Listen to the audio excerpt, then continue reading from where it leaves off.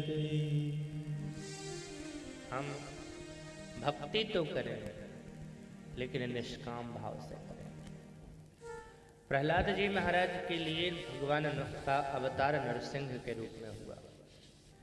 भगवान ने प्रहलाद को गोद में बिठा करके कहा, वत्स बोल तुझे क्या चाहिए, आज जो तू मांगेगा वो मैं तुझे दे दूंगा।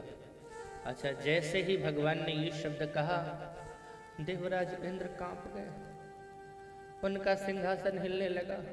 देवराज इंद्र को लगा कि हमारे सिंहासन का जो पाया है वो तो ऐसे ही कमजोर है, हमेशा हिलता ही रहता है, कहीं प्रहलाद ने स्वर्ग मांग लिया तो हम तो निष्कासित हो जाएंगे।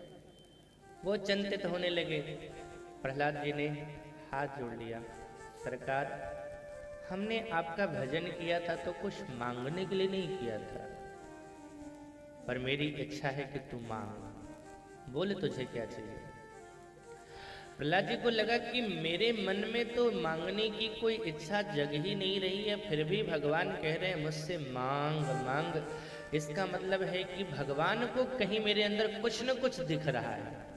कभी कभी क्या होता है ना, कुछ कीटाणु ऐसे होते हैं जो खुले आंखों से नहीं दिखते, माइक्रोस्कोप से देखा जाता है।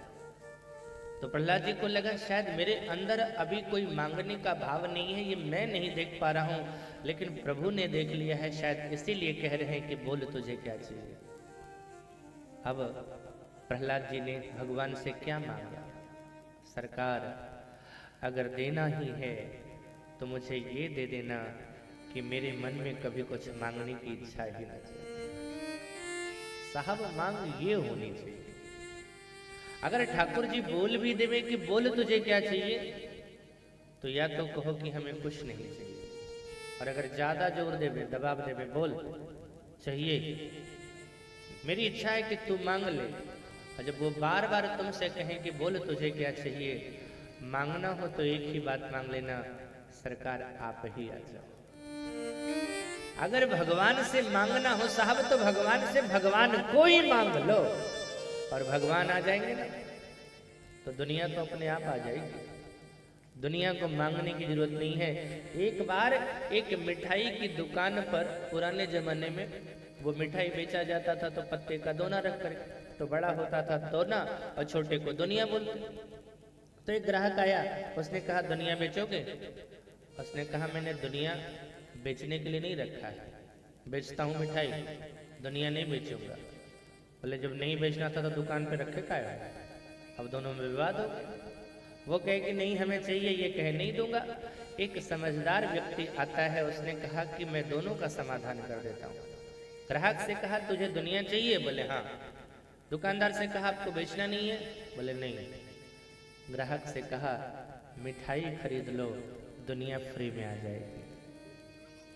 इसी तरह से भगवान की भक्ति की मिठाई ले लो, ये दुनिया तो अपने आप आ जाएगी साहब, इसको मांगने की जरूरत नहीं है, कुछ लेने की जरूरत नहीं। एक संत बहुत बिंदु जी महाराज कहा करते थे, सरकार मैं अगर तुमसे जो मांगू, कभी अगर मैं ये अपराध कर भी दूं सरकार, मनुष्य हूं ना, कभी मन में आ जाए मांगने का भाव, मांग भी लो तुमसे, मैं अगर तुमसे जो मांगू कुछ न देना तुम मुझे। भगवान ने कहा क्यों? बोले वरना आशिक नहीं मजदूर हो जाऊंगा मैं। सरकार फिर तेरा आशिक कहाँ, ये तो मजदूर हो गया मैं, कि मैंने आपकी भक्ति रूपी मजदूरी की तो मांगने में ये दे दिया, देना ही कभी मत। तो ये है तुक्य, यानी भगवान की भक्ति करो न साहब तो बिना कारण के। अगर वो बिना कारण के कृपा करने वाले हैं तो हम कारण लगा करके भक्ति क्यों करें? अच्छा एक बात और, अप्रतिहता, घटने बढ़ने वाली नहीं होनी चाहिए। कि जीवन में परिस्थितियां अनुकूल आ गई, जैसा हमने चाहा था वही हो रहा है, आहा भगवान तो बड़े अच्छे, भक्ति बढ़ती चली गई। और जीवन में प्रतिकूलता आ गई, जो चाहा था वो नहीं हुआ, अब तो भगवान में दम ही नहीं है, ये भगवान अच्छे नहीं है, दूसरे भगवान को पकड़ते हैं। एक बात मैं और निवेदन करता हूँ, हम जो जा के कभी यहाँ कभी वहाँ कभी वहाँ कभी वहाँ कभी उस भगवान से कभी उस भगवान से हम मांगे या लगाव रखें तो हम कैसे हैं? इसका अलग अर्थ मत ले लेना आप। एक कोई महिला है, अपने पति से लगाव है उसका, मायके में गई तो एक वहां भी लगाव रख लिया, मार्केट में गई तो वहां भी एक लगाव रख लिया किसी से, जहां गई वहां एक नया नया पुरुष से लगाव रख रही है।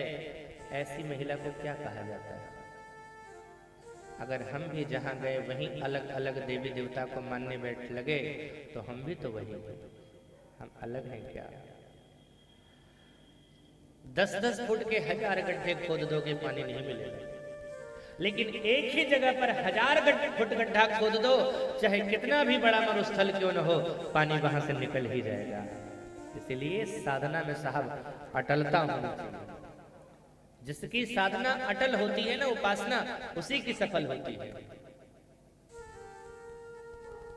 एक का होके रहने में असमत भी है, एक का होके रहने में इज्जत भी है। एक के दर पर जब सर झुक गया तो दर बदर सर झुकाने से क्या फायदा? भक्ति हमारी अहेतुकी होनी चाहिए, अप्रतिहत।